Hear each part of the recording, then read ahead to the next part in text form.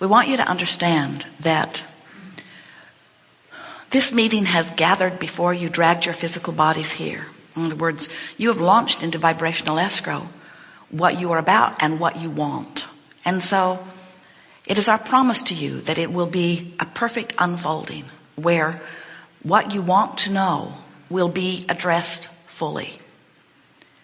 There is a slight variation about how much of it you will actually hear. That will sort of depend upon how in the flow you are. If you will relax and not allow yourself to feel frustration about not getting called on. If you will accept that we know what it is you want to talk about and we are answering you completely, and you will just sit with an ear to hear, it is our promise to you that everything that you have brought yourself to the place of wanting to know will be fully addressed here today. We want you to realize that in the same way that you have a vibrational escrow that is the fullness of all that you have become, there is a collective consciousness vibrational escrow also. The vibrational escrow of this gathering is a beautiful thing to behold. And the mass consciousness has vibrational escrow, and it too is a beautiful thing to behold. Future generations will benefit mightily by this vibrational escrow that you all are creating. Think about it. You were source energy. You came into a physical body. You had contrasting experiences. You asked for more, which source became.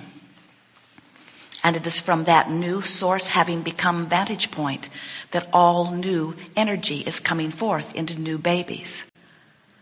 Nice to know. So your participation is of enormous value to all that is, whether you ever let yourself go with the flow or not. This gathering is not about fixing anything, because that's working perfectly. This gathering is about one thing and one thing only: helping you figure out little by little how to turn and go in direction of the flow. That's it. It isn't about getting there. We don't have to teach you how to get there. We just have to teach you how to drop the oars. That's all. Art of allowing. Drop the oars. That's all. Let go of the struggle, and when you do, the current will turn you and take you. Jerry and Esther had the wonderful experience last month of going whitewater rafting in a very fast-flowing Colorado River. Many of the falls were rated 4s, many of them 3s. Not much slow water on this river. And as they got into the boat, they looked at each other and said, "We must have lost our minds." Because it was obvious to them that this current had a mind of its own. And there was nothing that they were going to be able to do that was going to cause the river to be other than it was. It was a fast-moving flow. They never considered for a moment paddling upstream. It just wasn't an option. The stream was moving so fast. Something very important occurred to them as they were riding these rapids that day. And that was, anything in the river that was not going with the flow was making very big geysers. Big boulders standing out there in the middle of the stream, not going with the flow. And when the water crashed against those rocks, it was a big deal. In fact, it was such a big deal, they didn't want to be anywhere near it. And we're wanting you to understand that in the same way that that river was flowing, and the only thing that was causing the consternation or what could be trouble, so much trouble that they signed a 4-page release form. Right above Esther's name, she wrote, "So basically you're telling me I probably am not going to survive this." It was incredible what they made them sign. Esther finally said, "I'm not going to read it, I'm just going to sign it. Whatever they think is fine." As Jerry and Esther realized that these big rocks were not moving, it made them even more aware of what they've been hearing us say, that there's only one stream that's flowing. Only one stream. There's not a stream of evil that is pulling you against the stream of wellness. There's just an occasional boulder standing in the stream that isn't moving. And then you call it the source of badness. There's no source of badness. You don't walk into a room and look for a dark switch. You don't expect to flip a switch and make inky, misty darkness cover up the light. You know that you could resist the light, but there's nothing that's going to cover it up. And there's not an opposing stream of well-being. There's just not going with the stream that's flowing. And we know how it feels to you. In other words, if the stream is really, really flowing and you're standing there like a rock rooted to the bottom of it, that stream's beating you up pretty good. And you say, now I'm sick. We say, you're not sick, you're battered by the stream. And you say, well, why would a well-meaning stream, if this is the stream of source, if this is a stream of love, if this is a stream of God, then why is it beating me up? And we say, because you've got your feet nailed to the floor. Because you're not letting the stream carry you to the place that you ask it to go. Do you know why the stream is flowing? You ask it to flow. So now what you're saying is, why is the stream that I asked to flow beating up on me for not flowing? Ooh, do you like that? Why is the stream that I set into motion beating me up because I'm not going with what I set into motion? That's as clear as you'll ever hear it. The answer is, duh. It's beating you up because you're not going with it. It's beating you up because you're working against yourself. It's beating you up because you said, I want to go, and then you didn't go. And you have to begin understanding that source and God force, all of that creative energy hears you at your word. When life causes you to prefer something, the stream goes toward what you prefer. And when you don't go there, you feel bad. And so you can begin to figure out who you were before you were born into this body by testing the stream. Test yourself against the stream. Look in the mirror and look at yourself and find flaw after flaw after flaw and come to a place of contempt and feel how that feels. And as you feel that blame and guilt and that knot up inside of you, then say, I must not be going with the flow, which must mean source feels differently about me than the drum I'm beating right now.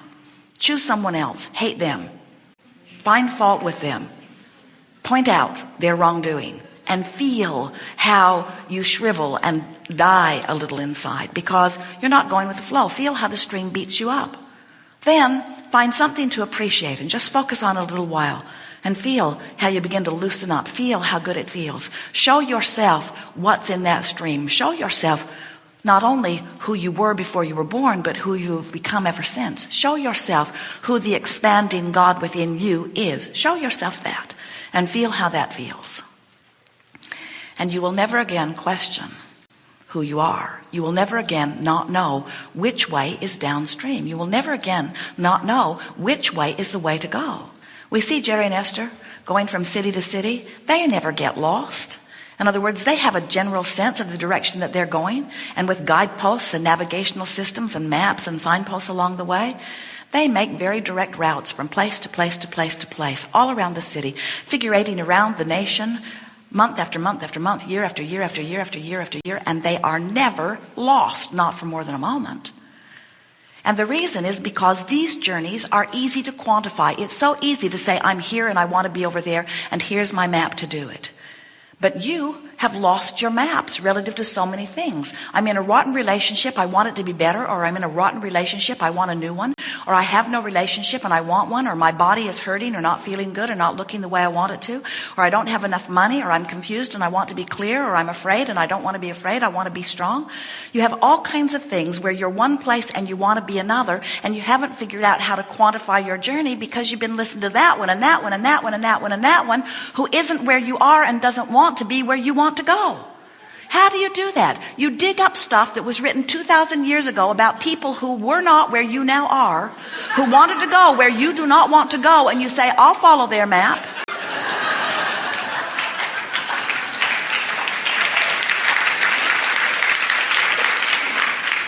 Can you imagine the navigational system in Jerry and Esther's vehicle if it got real helpful and gave them 10 different maps, 10 different people and where they are, and 10 different people and where they want to be? It would be chaotic, and yet you do that to yourself. You ask this one and this one and this one and this one and this one, and a lot of them you don't even think you're asking because they just kind of show up and tell you how they like your hair or whatever.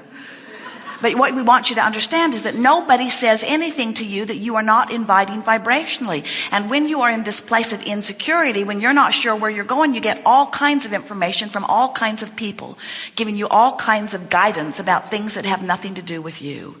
And when you realize that they have no information about what really has to do with you, when you realize that you've got guidance that is guiding you expressly from where you are to where you want to be, then you begin to understand that you can quantify your journey and you can trust it. And we want to emphatically say, since we've brought you along and we can feel you following this so closely, that everything you want is downstream, and that when you feel ease, you have turned your boat and you are moving in the direction of it. And now one more thing we want to say to you before we open this to you, and that is, you hear us crowing about, well, we don't crow, but it feels like it to you when we talk about love and appreciation and the sunshine and light. Isn't it irritating when you're ornery to have some bright-eyed, bushy-tailed person talking about how good you can feel? You create your own reality, they say. And you want to say, can't be true or you'd be dead. So we know that it doesn't feel good to have someone talking about all of these good feeling emotions when you're not in the vicinity of them. And the point that we want to make with you is that if you're not feeling very good, and your goal, of course, is to feel good, we want you to understand that this seminar is not trying to get you to turn your boat in the direction of what you want and put a motor on it all the way to where you want to be. This is not our intention at all, because we have too much knowledge about the stream. All we want you to do is stop pointing in that direction, which really means all we want you to do is stop the struggle, stop defending, stop justifying, stop explaining, stop talking about what you don't want, stop talking about where you don't want to be. Stop it. Parental again. And as you cease that, the stream will turn your boat. And in the moment that your boat begins to turn, you're going to feel visceral relief. You're going to feel relief. We just want you to turn. But we don't want you to just do it once.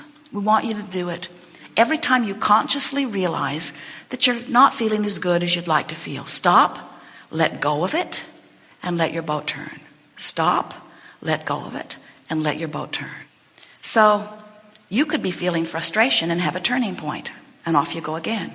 You could be feeling despair and have a turning point, and off you'd go into the blissful, fresh breath of air that revenge will give you.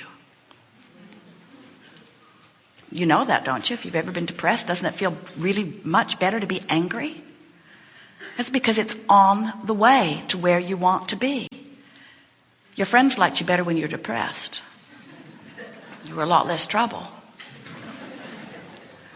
But you know you feel better. And if it is relief to you, then it's a step in the right direction. But you want to just keep stepping, keep reaching for relief. So your new mantra is, wherever I am, and I am where I am, I'm going to look for the best feeling thought I can find. Not the best feeling thought I've ever thought or felt, or that anyone has, just the best one I can find from where I am. And as you let go of whatever it is that's bothering you just for a moment, Esther calls putting her brain on pause. She actually closes her eyes and envisions those two little marks on the sound systems and computers and things that mean pause. She closes her eyes and she sees those two little marks in her mind's eye, and she thinks, I'm ceasing to think right now.